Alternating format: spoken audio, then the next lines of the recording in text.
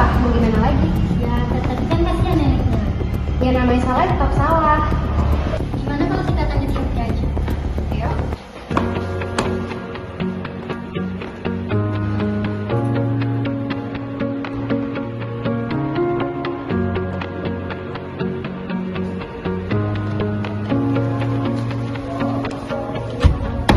Itu Silvi, kita tanya aja langsung.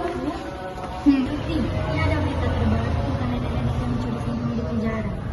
Oh, berita itu aku sudah tahu. Oh, kasihannya neneknya, tapi aku juga pernah dengar bentuk meminta maaf kepada seseorang yang bersalah melakukan tindak pidana yang bersifatnya ringan, apalagi hanya mencuri singkong untuk bertahan hidup. Ya, yang namanya maling pasti tetap dihukum lah.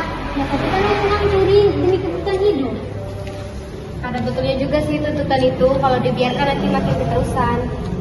Itu benar, tapi tidak seharusnya dituntut satu tahun.